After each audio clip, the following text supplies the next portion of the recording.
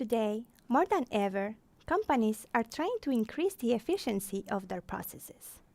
There are many ways to reach this goal, and one of them is to work with subcontractors. My name is Sana. I am a business analyst and a manufacturing expert here at Odoo, and today we are going to talk about the improvements that we have made for subcontracting in Odoo 16. But first, let me ask you a question. When someone mentions subcontracting to you, what is the first word that comes to your mind? Maybe you think about the cost. Indeed, a lot of companies choose to maintain a solid basic staff while employing the services of subcontractors rather than deal with constant hiring and layoffs. This means you don't have to pay employment taxes, social security, health insurance, vacations, training, and many other costs that come with hiring extra staff. This can make hiring subcontractors less expensive than finding and hiring employees of your own. In addition to that, you don't need to invest in specialized equipment that your subcontractors probably already have. Maybe you think about expertise. Subcontracting also allows you to offer your customers specialized services when they are needed, without having to invest in specially trained employees. Your subcontractor will have all the necessary equipment and skills and will be able to get the job done quickly and efficiently. Maybe you think about flexibility.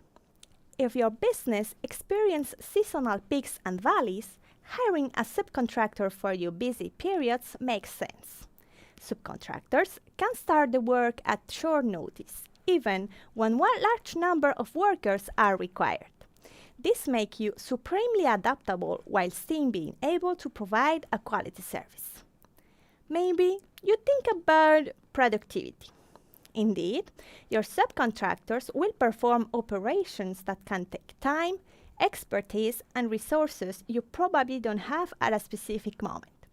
This will allow you to focus on your key operations and the core business of your company. Maybe you also think about control. When you subcontract part of your operations, you want to be able to keep control of your production and the consumption of your products. This requires a very good communication flow with your subcontractor in order to keep the efficiency of your processes and maintain the good quality of your products.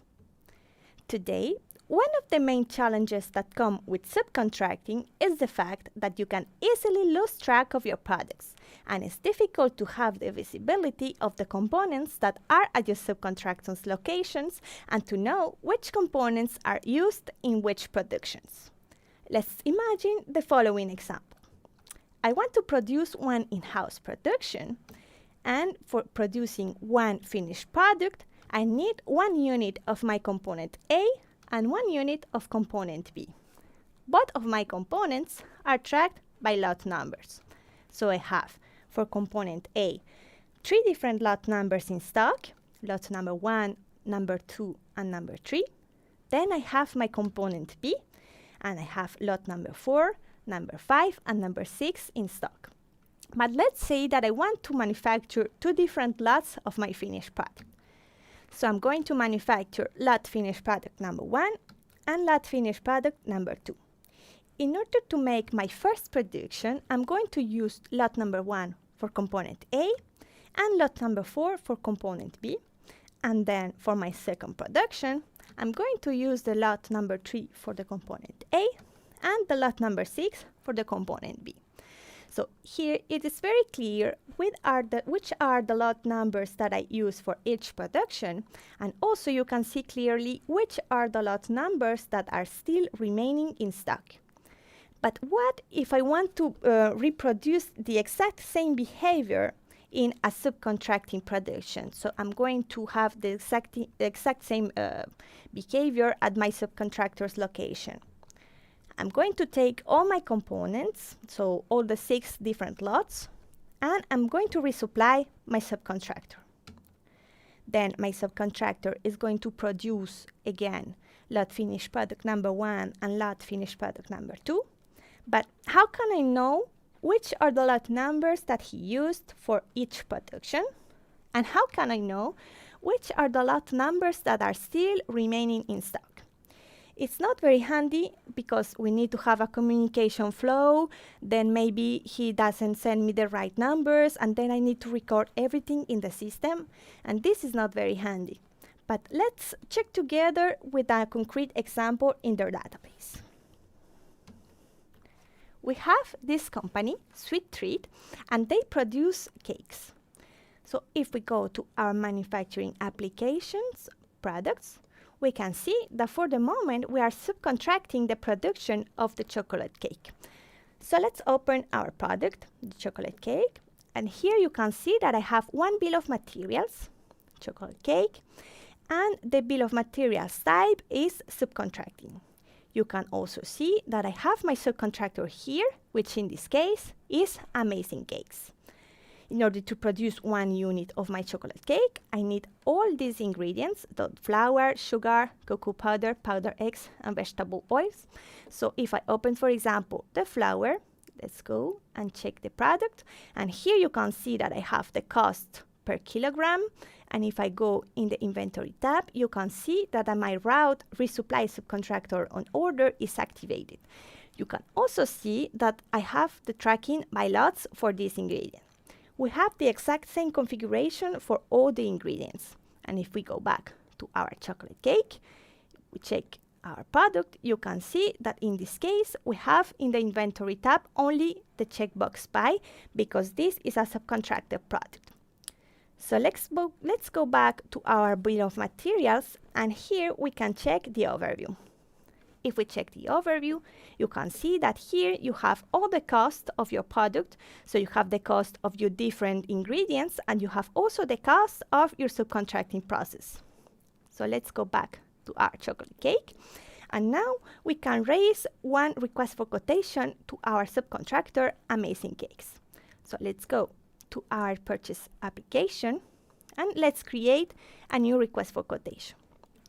We're going to take our subcontractor, Amazing Cakes, and we are going to buy maybe 100 chocolate cakes.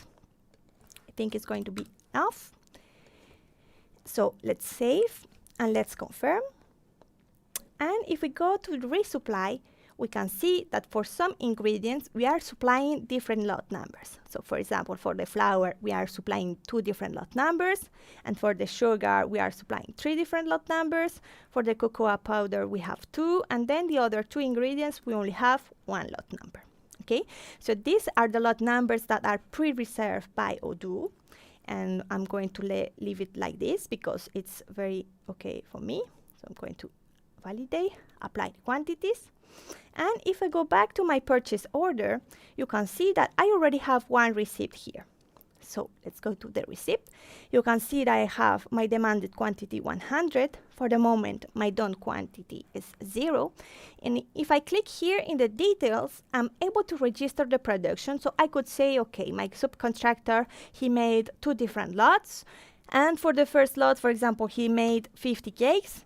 So if I click here, you can see that I need to say which are the lot numbers that were used for this production. But since I cannot know, that's why we have this brand new subcontracting portal. So the subcontractor will be able to record himself which are the lot numbers that he used for each productions.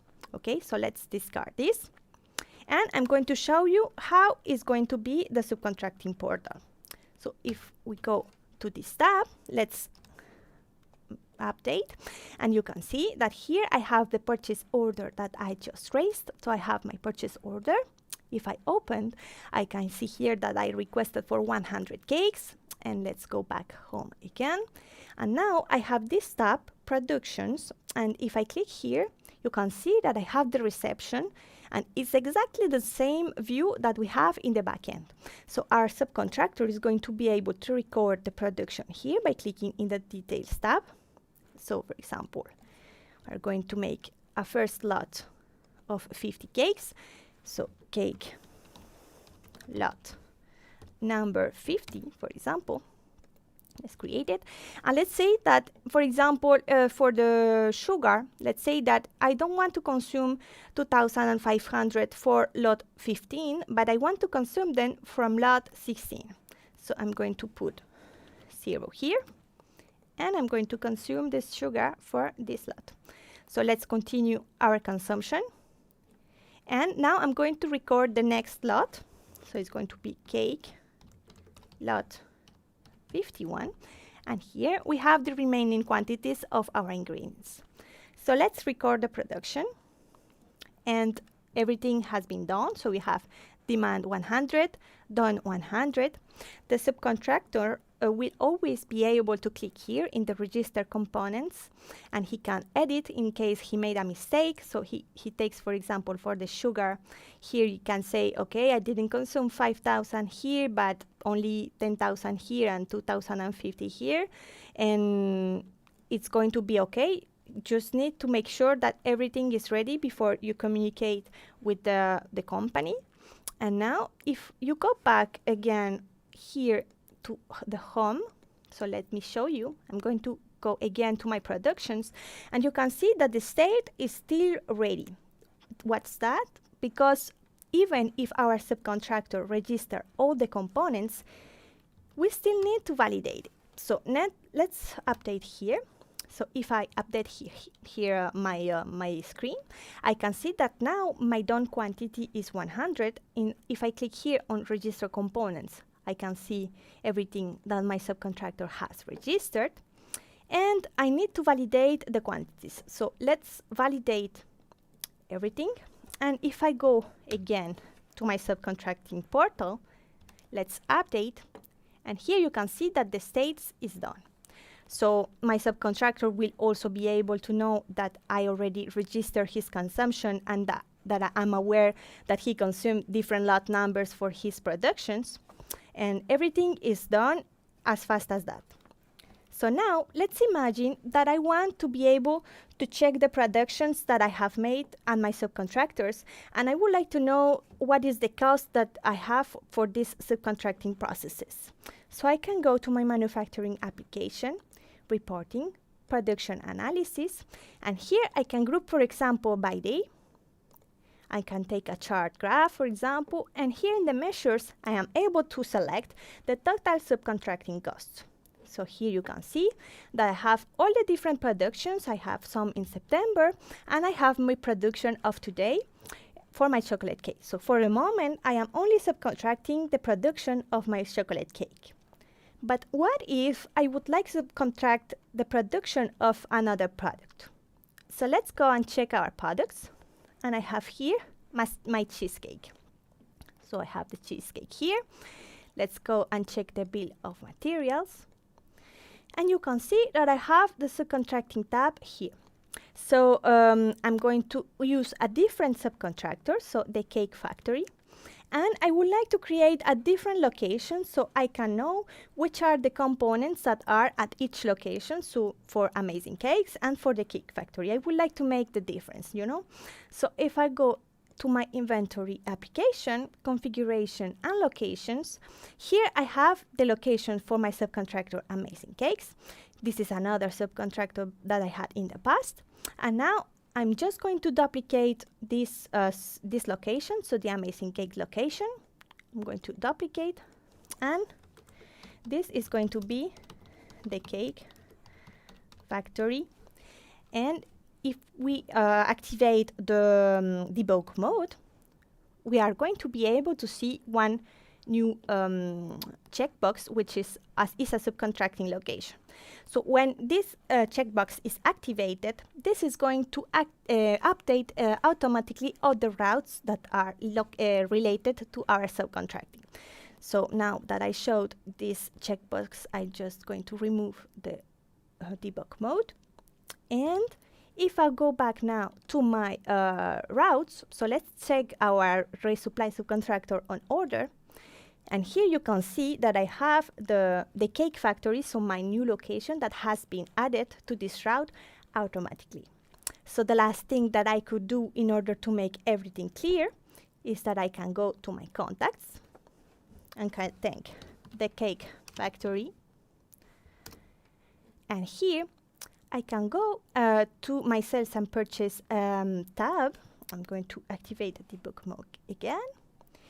And when I activate the debug mode, I am able to see the subcontractor's location. So in this case, I'm going to put the cake factory. So every time I'm going to subcontract with this contact, with this subcontractor, everything is going to be in the right location. So let's save. And it's as simple as this. So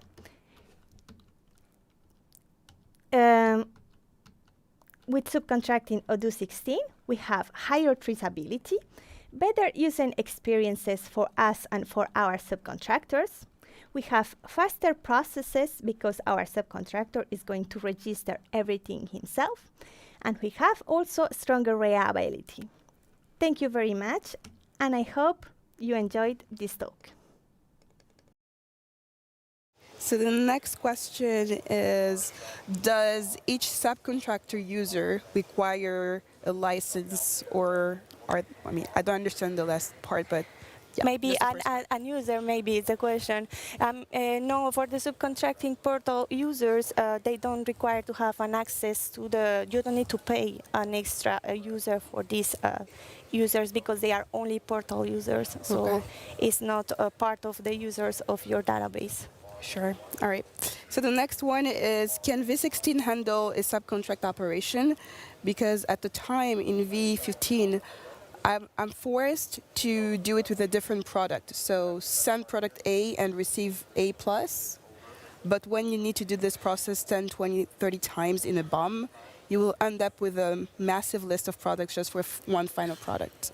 I don't quite understand the question. Yeah, so pretty much the person is wondering if V16 can handle a subcontract operation, because on V15 they were doing the operation, the process like many times just to get the final product. Maybe if you can explain me better after this talk, I will happily help you in the booth, because we can make a demo in our database and we can check it together. Sure. Perfect. So the next one is, in a manufacturing process, we can have a machine part produced, transforming a raw material by routing of 7 or 8 operations. If my last operation is heat treatment and I just subcontract this operation, how can I handle in Odoo without create a false semi-finished product? Yeah, no, I would say that you need to create a semi-finished product in order to do so, because you don't, when you subcontract the whole product. You cannot subcontract half of them. So it's necessary. Okay, sure. All right, so the next one, there's a lot of questions. Good one. Okay, so the next one is, how would you encourage the subcontractor to use the Odoo portal, considering the fact that they usually log production to their own system, and this basically requires them to duplicitly use also the Odoo portal on their side? But anyways, they are communicating with the company the consumption of their products somehow, because sometimes they are sending just emails, they are sending Excel files, so anyhow they are communicating in some way, so it's still a double work. So what not to change this way of communication through the subcontracting portal instead of an Excel file or an email in which we can make mistakes. For example, writing the wrong lot number. In the subcontracting portal, we are sure that we are using the right numbers and the right components that we have for our productions. All right. Okay. So the next question is, how can subcontractor know on the portal on which production orders are they supposed to work, since even finished production stays in ready state until the moment we on our side validate the receipt? So you can filter in the subcontracting portal. There are filtered by status, so you can already have order ready status, and you can also take the newest one and the oldest one first. So this is maybe a way they can use to know which one they need to process. Okay. So the next question, so this one has been answered already, so I'm going to skip to the next one. Can we let the subcontracting make the same process without lot numbers to just track their work? Also, okay, I'm going to let you finish the first. Yeah, so what was the first one, sorry? So it was, I'm going to say it all over again. Can we let the subcontracting make the same process without lot numbers? Yeah, indeed. It also works with serial numbers, but it also works with just products that are not tracked at all. Just with the quantities, we can work as well with the subcontracting portal. Okay. Also, can we define a production process operations and the subcontracting work on it in the portal? No, we cannot do that at this moment. Okay. All right. So the next question is, when subcontracting and creating purchase order to a subcontracting location, is there any way to merge all the supply raw materials to a vendor? All the supply for the raw materials for a vendor. Yeah. I mean, we saw yesterday in the inventory talk that we can just make a regroup transfers, so we could also regroup resupplies, the operation type resupply, to only make one and only transfer. That is possible. Okay. Okay. And the next one, you're getting a lot of questions, which is super good. All right. So can the subcontractor use a barcode scanner on the portal? I don't know. I don't think that's possible. Yeah. But it's nice to have this kind of feedback. Yeah. Could be considered for, improvements maybe if there's value to it. Yes. All right. So the next question is a refurbishing report available instead of viewing in each order? And is it connected to logistic applications to create combined shipments? Which report, sorry? So is it Replenishment. a refurbishing? So the question says refurbishing. If it's not clear, we can always tackle the question. Yeah, you can come to the booth and we can check it out. So you can look at Anna. You can meet Anna at the booth just to answer your question in the again. logistic booth, yeah. Okay. So is subcontract? So subcontract is applied to projects and tasks and timesheet? No, we cannot link the subcontracting with timesheets or projects because it's not the objective. When you subcontract your productions, you are only sending to your subcontractor your products or making by dropship, because that is also a possibility. And it's your subcontractor which is handling all the timesheets, the consumption of the time of his employees. Right. And this is not something that we need to track. Okay, sure. And the next one is can a subcontracting operation be set up in the BOM as a separate routing step? No, in this it joins again the other question of the semi-finished product. So in this case, we need to create a semi-finished product which is subcontracted in order to do this specific case. Okay, so this is probably the last one. The person is still typing, so I hope they're typing faster. I saw a route dropship subcontractor on order in the component. Is that new and standard? It already exists in the previous version, so I encourage you to test it if you want. And also with the last checkbox that I showed is a subcontracting location. It also updates this route, the dropship subcontractor on order. Okay, so I skipped one question because it was not complete, but the person has finished. So I work with minimum quantity with several subcontracting locations.